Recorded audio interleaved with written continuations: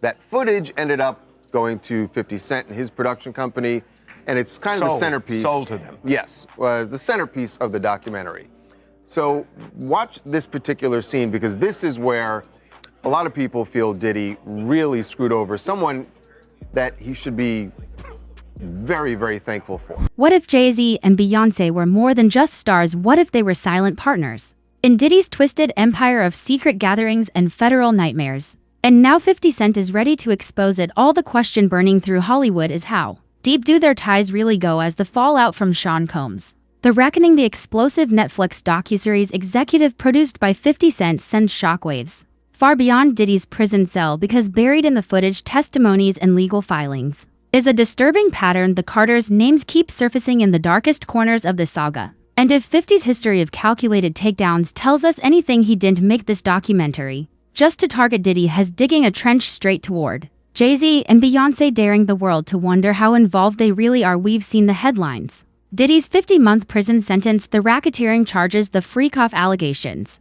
that painted his inner circle as a playground for the powerful. But what remains haunting is the eerie silence from the Carters as the walls close in. Why hasn't Beyoncé, the queen of meticulously controlled narratives, addressed the swirling claims that she and Jay-Z were more than just guests at Diddy's infamous gatherings? Why did Jay-Z legal team rush to distance him from a lawsuit claiming his presence at a 2015 event where a man alleges he was subjected to degrading acts, while saying nothing about Beyoncé's alleged role? The answers might lie in the footage. 50 Cent couldn't wait to release the kind that doesn't just implicate Diddy, but drags his so-called extended family into the same swamp. 15 others, right. Jay-Z and Beyonce being, two of the other 15 people in the room. So that'll just put it into perspective of the type of company I was in. Right. Let's start with the undeniable. Diddy didn't just call Jay-Z his brother, he called him his strategist. In a 2023 clip now resurfacing, Diddy gushed on stage about Jay being the first person he calls in a crisis, the man who flew 5,000 miles to stand by his side. "That this my strategist right here," he declared, as the crowd cheered. Fast forward to September 2024, when federal agents raided Diddy's home. Suddenly Jay-Z team insisted the two were never actually friends, a curious pivot given decades of public appearances. The Bad Boy 20th anniversary performance Jay prioritized over his daughter Blue Ivy's recital, and the way Diddy himself framed their bond as unbreakable. So which is it? Were they brothers in arms, or was Jay-Z just another high-profile name in Diddy's Rolodex, one who knew exactly when to disappear? Because the timing of that disappearance is everything. The raids hit in September. By December, 50 Cent's documentary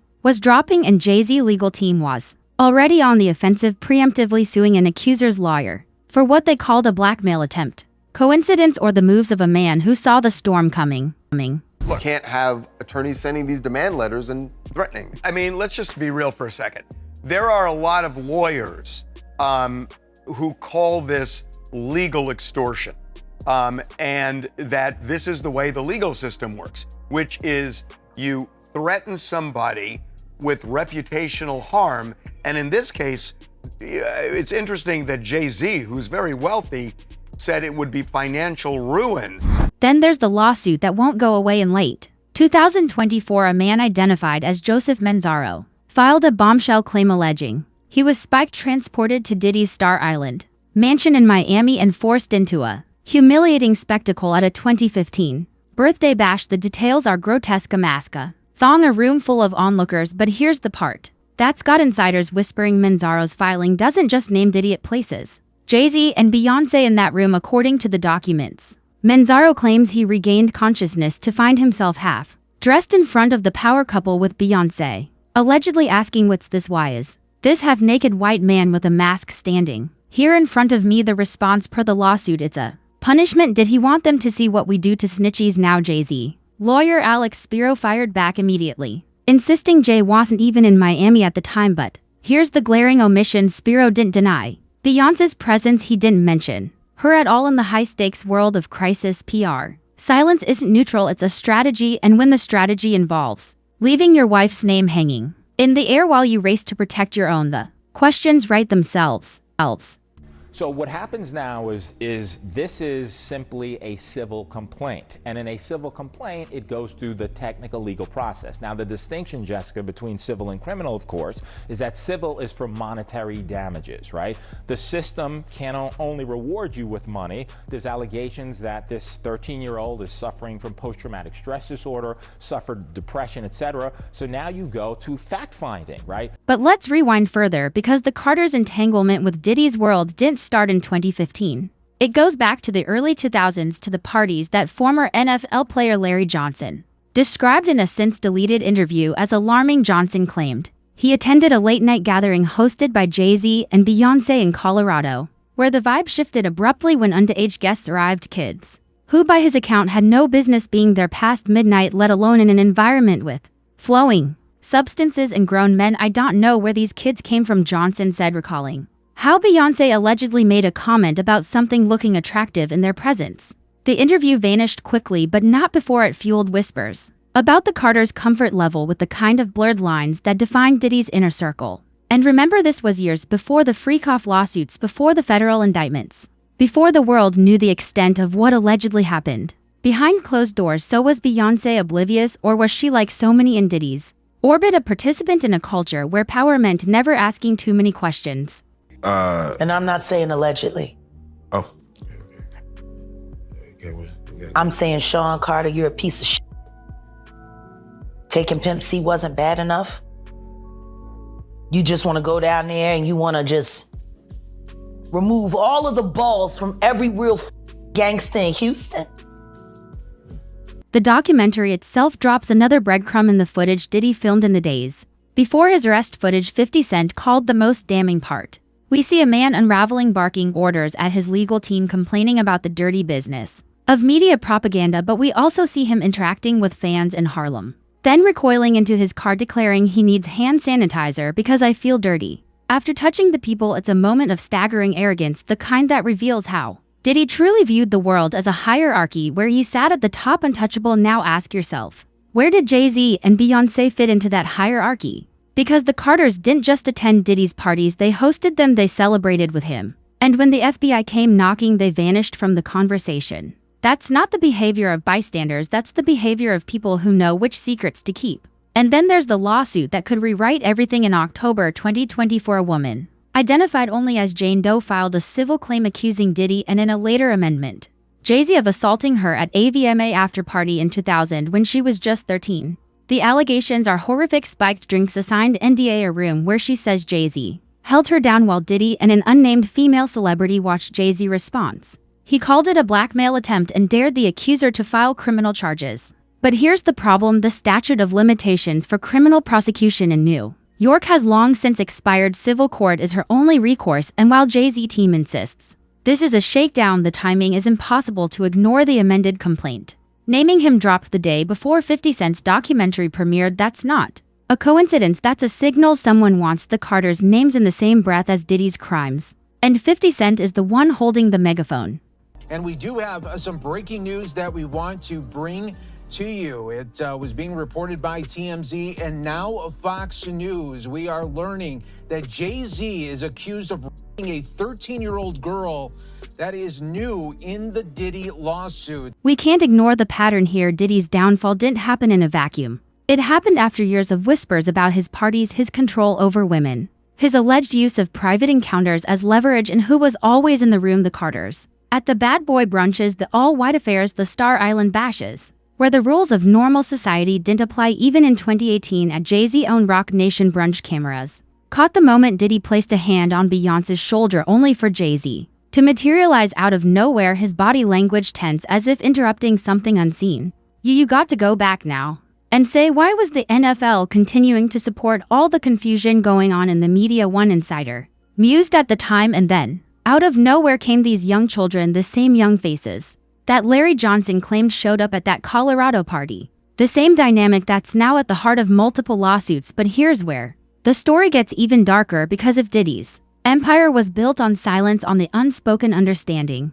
that no one crossed him without consequences, then JayZ and Beyoncé weren't just guests. They were beneficiaries. Diddy himself admitted in the documentary that he used his power to rub some people the wrong way, and when you're rubbing the wrong people the wrong way, you need allies who won't flinch. The Carters didn't just tolerate Diddy's behavior, they profited from the same system. Roc Nation and Bad Boy were intertwined for years. JayZ business deals with Diddy's artists, Beyonce's early career boosts from his connections. None of that happens without a mutual understanding of how the game is played. And in Diddy's game, loyalty meant looking the other way. There's different things that's not really beef though. That's just competitive. Competitiveness. All right, so you and Diddy, you and Puff cool? No, I don't really rock with him. Okay. Now 50 Cent is making sure the world asks, what did they see? The documentary doesn't just expose Diddy. It exposes the culture that let him thrive, and in that culture the Carters weren't outsiders. They were architects. So when 50 drops hints about receipts on JayZ, when he posts milk cartons with Jay's face after Diddy's raids, when he lets the Manzaro lawsuit linger in the public eye without pushback, he's not just trolling, he's laying the groundwork for a question that's about to get louder. If Diddy's going down for racketeering, who else was part of the enterprise? Because racketeering isn't a solo sport, it's a team effort, and the Carters have been on that team for decades. The final piece of this puzzle, the eerie silence. Beyonce, the woman who turns every personal slight into a chart-topping anthem, hasn't said a word. JayZ, the master of controlled narratives, is letting his lawyers do the talking, but only for him, not for her. That's not how power couples operate unless there's something they can't spin. And when you factor in the whispers from former associates like Larry Johnson, the Manzaro lawsuit's unanswered questions, and the way Diddy himself described JayZ as his first call in a crisis, the picture becomes clear. This isn't just about Diddy's crimes, it's about who helped him commit them, who stayed quiet, who benefited, and most importantly, who's next. Because if there's one thing 50 Cent has made clear, it's that has not done digging. If you participated in it, your name could be brought up, he warned in a recent interview.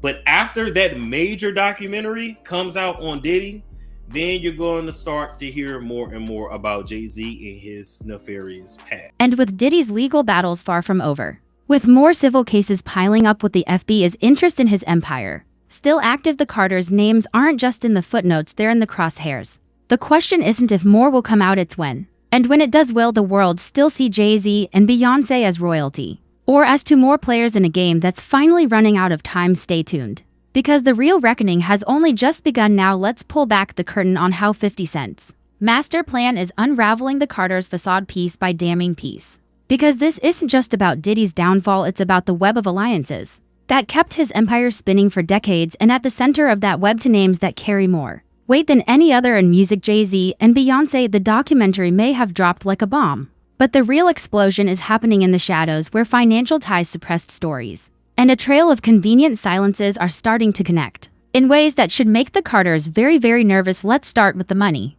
Because while the world fixates on the freak-off lawsuits and the federal charges, insiders are pointing to something far more incriminating: the business deals that bound JayZ and Diddy together long after the party stopped making headlines. We're talking about Roc Nation's early collaborations with Bad Boy artists, the shared investments in beverage brands, and the quiet partnerships that allowed both men to expand their empires while shielding each other from scrutiny. One industry veteran who worked on marketing campaigns for both labels claims JayZ wasn't just a friend to Diddy. He was a silent validator. When Puff needed legitimacy, Jay was the guy would show up, shake hands, and suddenly the whole operation looked like a blue-chip enterprise, instead of what it really was. The source alleges, and what was it really? Well, let's just say the FBI's racketeering case didn't pull those charges out of thin air. They came from years of financial records, shell companies, and a pattern of using business expenses to fund private indulgences. If JayZ name starts appearing in those ledgers, and sources suggest it might, the question isn't just about what he knew, it's about what he approved. It's probably leaning towards guilt. Now, on the racketeering, I agree with you that the predicate acts may be found, but that's not all they need. There's an ultimate question. The first question on the jury verdict form is, do you find him guilty or not guilty of racketeering? Before you even get to the predicate acts, which you only get to if you find guilt, they could just be hung up on that question and say, this guy's not Tony Soprano. I am not convinced that I even want to find guilt on the act. Then there's the matter of Beyonce's presence at events that in hindsight look less like glamorous soirees and more like carefully staged distractions. We've all seen the photos: Beyonce laughing at Diddy's all-white parties, posing with his inner circle, even attending his legendary 4th of July bashes in the Hamptons. But what we haven't scrutinized are the other guests at those gatherings, the ones who didn't make the tabloids. Former staffers from Bad Boy's heyday claimed that while the A-list faces smiled for cameras, the real action happened in the back rooms. Where Diddy's hospitality took a darker turn, Beyoncé wasn't naive, says a one-time assistant who worked on event logistics. She knew what those parties were about. The question is whether she saw it as a cost of doing business or something she actively enabled. And let's not forget the 2015 Star Island incident, where Joseph Manzaro's lawsuit places her in the room as a witness to his alleged humiliation. If that case gains traction, Beyoncé won't just be answering for her husband's associations. She'll be explaining why she stayed silent while someone else was reportedly subjected to degradation mere feet away. But the financial and social ties only scratched the surface. The real bombshell: the way JayZ legal team has been scrambling to contain the fallout, and in doing so may have just dug a deeper hole. When the Jane Doe lawsuit first surfaced in October 2024, naming only Diddy, JayZ response was radio silence. But the moment his name was added to the amended complaint in December, his lawyers pounced, calling it a blackmail attempt and filing a preemptive countersuit against the accuser's attorney. That's not the move of a man who's confident the claims will fade away. That's the move of a man who knows the stakes and who's willing to weaponize the legal system to bury them. And here's where it gets interesting.